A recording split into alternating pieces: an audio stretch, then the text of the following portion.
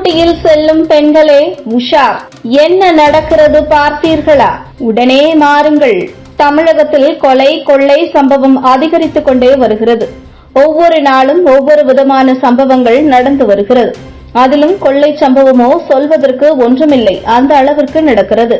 வீட்டில் தனியாக இருக்கும் பெண்களை குறிவைப்பது, சாலையில் நடந்து போகும் பெண்களை குறிவைப்பது என்று பல வகைகளில் திருட்டு நடக்கிறது. பெண்கள் எல்லோரும் உஷாராகத்தான் இருக்க வேண்டும். நாம் காலையில் பள்ளியில் குழந்தைகளை விடுவதற்காக இருசக்கர வாகனத்தில் செல்கிறோம்.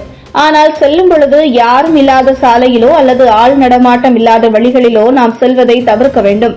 முடிந்த அளவு ஆள் நடமாட்டம் அதிகம் இருக்கும் பகுதிகளிலேயே நாம் பயணம் செல்வதை மேற்கொள்ள வேண்டும். ஏனென்றால் பல வகையான கொள்ளை சம்பவங்கள் நடந்து வருகிறது. தனியாக தினமும் செல்லும் பெண்களை நோட்டமிட்டு ஒரு வாரம் கவனித்து பின்பு இதுபோன்ற கொள்ளை சம்பவத்தில் ஈடுபடுகின்றனர்.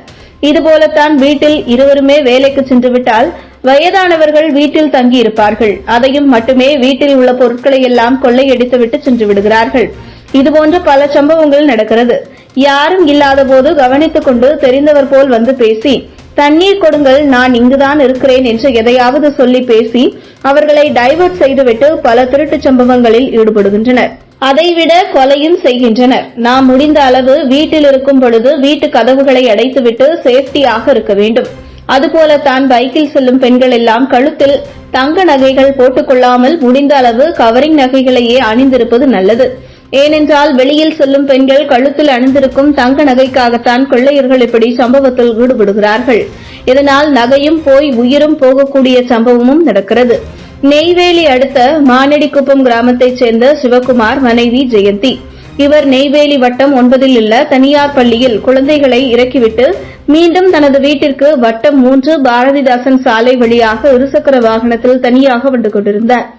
அப்போது அடையாளம் தெரியாத காரில் வந்த மர்ம நபர்கள் ஜெயந்தி இருசக்கர வாகனத்தை மறித்து கத்தியை காட்டி அவர் கழுத்தில் இருந்த 5 பவுன் தங்க நகையை பறித்துச் சென்றனர்.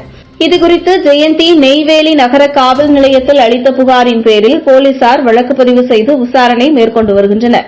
இதை விசாரித்த காவல்துறை சொல்வது என்னவென்றால், இதுபோன்று தினமும் 100 சம்பவங்கள் நடக்கிறது. ஒவ்வொரு இடத்திலும் ஒவ்வொரு முறையான சம்பவங்கள் நடக்கிறது.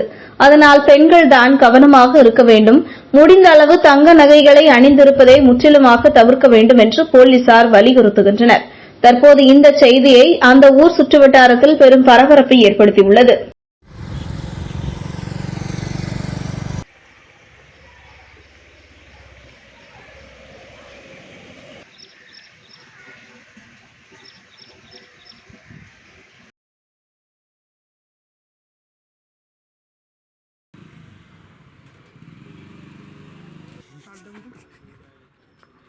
இதுபோன்ற முக்கிய நிகழ்வுகள், அரசியல் தகவல்களை ஆழமாக மாறுபட்ட கோணத்திலும் அறிந்து கொள்ள மறக்காமல் பாரத் மெயில் 24 பக்கத்தை பின்பற்றிக் கொள்ளுங்கள்.